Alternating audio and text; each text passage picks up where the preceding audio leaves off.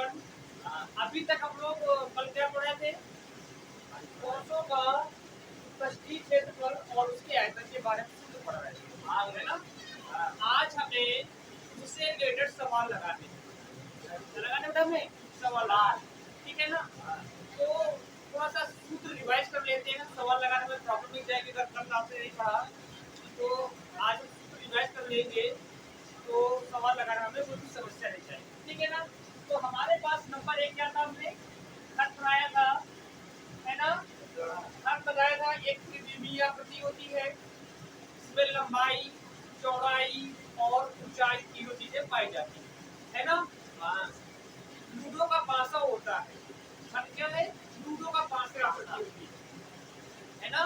उसमें सभी भुजाएं, सभी कोण बराबर होते हैं, सभी कोण क्या होते हैं? बराबर होते हैं, राइट? तो मान लेते हैं उसकी कोण की लंबाई a है, क्या मान लेते हैं? कोण की लंबाई a है, तो घन की आकृति पहले बना लेते हैं हम। क्या आपके पास घन है और इसकी कोण की लंबाई कितनी बना? a, प्रत्येक कोण की लंबाई a, ठीक है ना? इसका आयतन, आयतन क्या हो जाएगा? आयतन हो जाएगा a के पावर 3 अर्थात भुजा के पावर 3, ठीक है ना? पृष्ठीय क्षेत्रफल क्या हो जाएगा? पृष्ठीय क्षेत्रफल बराबर हो जाएगा, 6 वर्ग बनते हैं, जो पृष्ठ होते हैं वर्गाकार होते हैं, 6 पृष्ठ बनते हैं, एक वर्ग का क्षेत्रफल क्या होता है? a स्क्वायर, 6 वर्गों का क्षेत्रफल क्या हो जाएगा? 6a स्क्वायर, लिख देंगे 6a स्क्वायर, कोई दिक्कत तो नहीं? इसके बाद हमें पढ़ना था, पढ़ा था हमने घनाभ। आप घरों में घनाभ पढ़ना है ना? आपके घरों में संदूक है, बक्सा है, लंबाई होती है, चौड़ाई होती है, लंबाई होती है और क्या होती है? चौड़ाई होती है, ऊंचाई भी होती है ना? तो हम बना लेते हैं घनाभ की आकृति जल्दी से।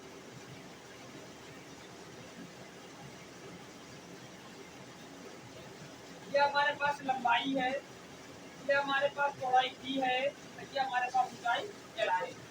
इसका आयतन क्या हो जाएगा? आयतन हो जाएगा लंबाई गुणे चौड़ाई गुणे ऊंचाई। आयतन क्या हो जाएगा? लंबाई गुणे चौड़ाई गुणे ऊंचाई। सूत्र क्या बनेगा? L गुणे B गुणे F, सूत्र बन जाएगा LBF, ठीक है ना? इसके बाद पृष्ठीय क्षेत्रफल क्या हो जाएगा? पृष्ठीय क्षेत्रफल बराबर, कल हमने समझाया था कि आप घनाभ के लिए एक कमरा मान लेते हैं, हर छत के बारे में समझाया था। सूत्र हमने क्या बना के निकाला था? 2LB plus BF plus XL, आगे बस में। इसके बाद हमने पढ़ा था बेलन, क्या पढ़ा था हमने? बेलन, बेलन, बेलन जिसका आधार एक वृत्त होता है, आधार क्या मतलब इसका? एक वृत्त होता है, बेलन बन गया। आधार क्या है इसका? वृत्त की ऊंचाई जोड़ दिया, बेलन बन गया। मान लेते हैं इस वृत्त की त्रिज्या या बेलन के आधार की त्रिज्या r है, ऊंचाई क्या मान लिया हमने? ऊंचाई क्या मान लिया? ठीक है ना? इसका आयतन क्या हो जाएगा? आयतन हो जाएगा पाई आर स्क्वायर, आधार का क्षेत्रफल में ऊंचाई गुणा करवा दो, पाई आर स्क्वायर, बेलन का आयतन क्या हो जाएगा? पाई आर स्क्वायर। इसमें दो पृष्ठ होते हैं, पृष्ठीय क्षेत्रफल दो प्रकार के होते हैं, एक वक्र पृष्ठ, एक संपूर्ण पृष्ठ। बनाया था कल? संपूर्ण पृष्ठ, वक्र पृष्ठ दो होते हैं। वक्र पृष्ठ क्या होते हैं? इसको एक भाग है, इस भाग को केवल हम इस भाग का क्षेत्रफल निकालें, अर्थात इस भाग में अगर कोई कपड़ा लपेटे तो क्षेत्रफल आएगा, वो वक्र पृष्ठ कहलाएगा। तो वक्र पृष्ठ का सूत्र क्या हो जाएगा? वक्र पृष्ठ हो जाएगा 2 पाई r, क्या हो जाएगा? 2 पाई r x। तो बताया था हमने परिधि ऊंचाई गुणा करवा दो, है ना? इसके बाद हम संपूर्ण पृष्ठ निकालें। संपूर्ण पृष्ठ क्या बताया था? कि वक्र पृष्ठ तो है ही, वक्र पृष्ठ तो है ही, साथ साथ वो जो ऊपर आधार है इसको कहलाएगा संपूर्ण प्रश्न का क्षेत्रफल। संपूर्ण प्रश्न का क्या हो जाएगा, वक्र प्रश्न हो जाएगा 2 पाई r h। ये आधार है। वृत्त का क्षेत्रफल क्या होता है, पाई r स्क्वायर। पाई r क्षेत्रफल क्या होता है, पाई r स्क्वायर। लिख देंगे पाई r स्क्वायर। इस वृत्त का क्षेत्रफल क्या हो जाएगा, पाई r स्क्वायर। लिख देंगे पाई r स्क्वायर। आरी बात सुनिए, पाई r स्क्वायर क्या हो जाएगा, 2 पाई r स्क्वायर। क्या हो जाएगा, 2 पाई r हो जाएगा 2 पाई r h प्लस 2 पाई r। कोई प्रॉब्लम तो नहीं। कॉमन क्या है, 2 पाई r। 2 पाई r कॉमन क्या है, 2 पाई r कॉमन है। 2 पाई r कॉमन ले लो। 2 पाई r कॉमन ले लिया तो क्या बचेगा, h। इसमें क्या बचेगा, r। लिख देंगे h प्लस r। तो संपूर्ण प्रश्न क्षेत्रफल क्या हो जाएगा, 2 पाई r h प्लस r। कोई समस्या तो नहीं आई बात में।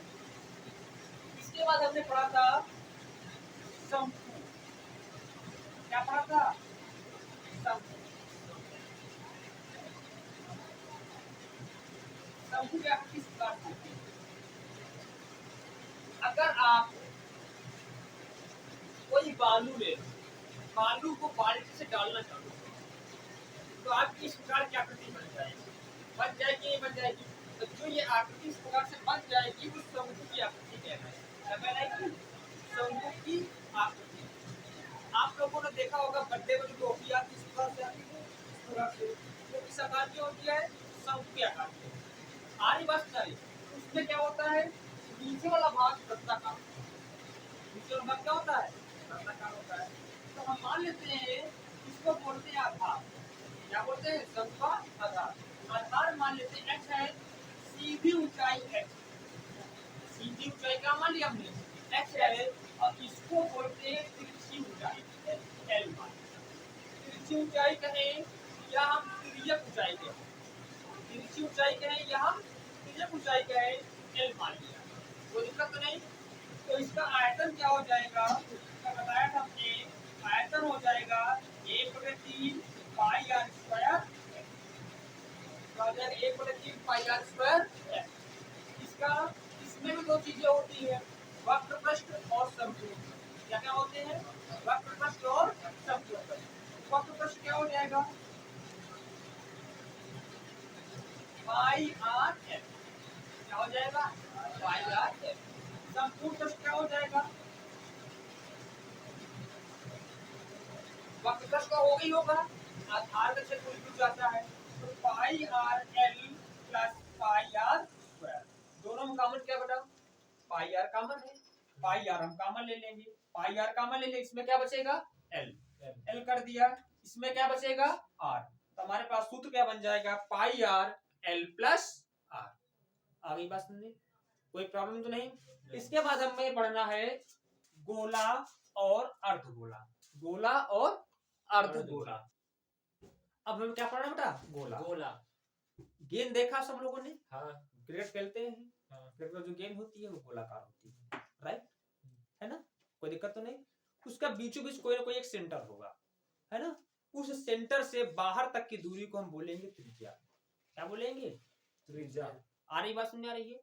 उस बिल्कुल बीचों बीच पॉइंट होता है गेंद के, वहां से और सीधी बाहर तक की दूरी क्या बोल देंगे हम, त्रिज्या। इसमें त्रिज्या के अलावा कुछ नहीं होता, ऊंचाई तो होती नहीं, क्योंकि हर जगह वो त्रिज्या त्रिज्या रहती है, रहती नहीं रहती। तो हमारे पास गोला आकृति तो हम खींच नहीं पाएंगे, वृत्ताकार ही बन पाएगा। तो हमारे पास ये क्या बेटा, गोला, कोई दिक्कत तो नहीं। हमारे पास बिल्कुल सेंटर ये है, यहां से यहां तक की दूरी क्या बोलेंगे, त्रिज्या। क्या बोलेंगे, त्रिज्या। आगे बात समझ आ गई, कोई दिक्कत तो नहीं। तो मान लेते हैं गोले की त्रिज्या अगर r है तो इसका आयतन क्या हो जाएगा, आयतन बताया था हमने 4/3 पाई r क्यूब। क्या हो जाएगा, 4/3 पाई r क्यूब। कोई दिक्कत तो नहीं। इसके बाद पृष्ठीय क्षेत्रफल। पृष्ठीय क्षेत्रफल बेटा, इसमें वक्र पृष्ठ संपूर्ण पृष्ठ अलग अलग नहीं होते, एक ही होता है। जिसमें आधार हो, लुढ़के ना, वृह जाए शांति पूर्वक, तो उसमें वक्र पृष्ठ संपूर्ण पृष्ठ होंगे। लेकिन जिसमें लुढ़कना चालू कर दे तो समझ लो उसमें कोई आधार नहीं होगा, ना वक्र पृष्ठ संपूर्ण पृष्ठ, मतलब केवल एक ही चीज होगा, क्या होगा? पृष्ठीय क्षेत्रफल। पृष्ठीय क्षेत्रफल। आगे बस तो पृष्ठीय क्षेत्रफल बताया था हमने 4 पाई आर स्क्वायर। क्या हो जाएगा? 4 पाई आर स्क्वायर। बस इसके बाद पढ़ना है हमें अर्धगोला। क्या पढ़ना बेटा? अर्धगोला। अर्धगोला क्या होता है? गेंद आपके पास है, गेंद के बीचों बीच काट दो। क्लियर? जब गेंद के बीचों बीच काट देंगे तो आपके पास गेंद कटोरी नुमा हो जाएगी, इस प्रकार से हो जाएगी। हो जाएगी हो जाएगी, थोड़ा सा हो जाएगी गेंद। तो हमारे पास यहां से सेंटर से किनारे तक की दूरी तो आप जानते हैं त्रिज्या बोलते हैं, और सेंटर से नीचे तक की दूरी को भी हम त्रिज्या ही होगी। तो बीचों बीच काट रहे हैं ना, ऊंचाई तो होगी नहीं होगी, कोई दिक्कत तो नहीं। तो अर्धगोले की त्रिज्या क्या है? आर, है ना? तो इसका आयतन क्या हो जाएगा बेटा? आयतन क्या हो जाएगा? अब ये क्या हो गया बेटा? गोले का आधा हो गया। तो गोले का आयतन क्या? 4/3 pi r cube. 4/3 pi r cube, है ना? इसका आधा कर दें, हो जाएगा 2/3 पाई आर क्यूब। ये नहीं समस्या? आगे बात सुनने, कोई दिक्कत तो नहीं? अर्धगोले का आयतन क्या हो जाएगा? 2/3 पाई आर क्यूब। क्लियर?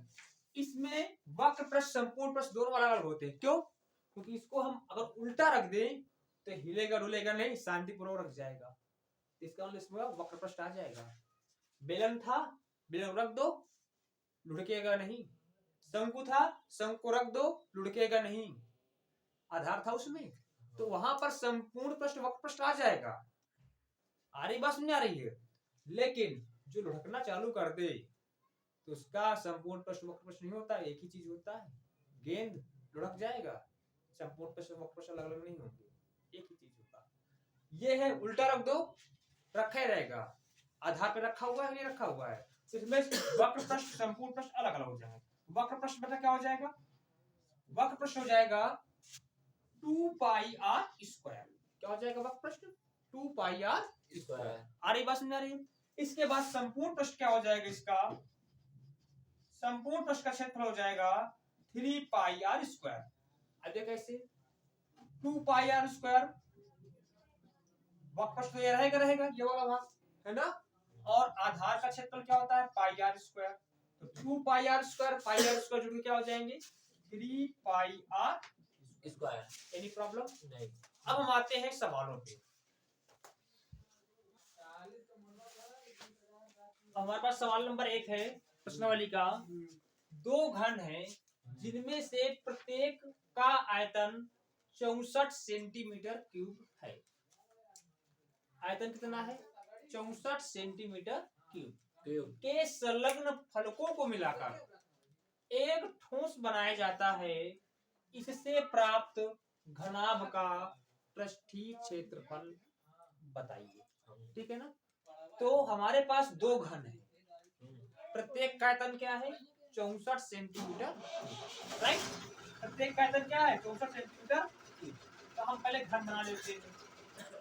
ये हमारे पास एक घन ये है ना? घन थोड़ा सही नहीं बनाना। क्लियर? एक घन हमारे पास ये है,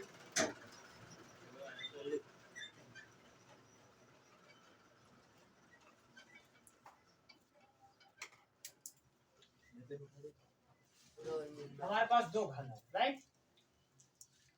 और इसकी भुजा हमारे पास ए मान लिया। भुजा क्या मान लिया? ए। सब बराबर है, चित्र में कम समझ में आ रहा है ना? ए मान लिया, चौड़ाई भी ए होगी और ऊंचाई भी ए होगी, राइट? राइट। इन दोनों घनों को हम जोड़ रहे हैं। दोनों घनों को जोड़ के हमारे पास इस प्रकार से एक आकृति बन जाएगी।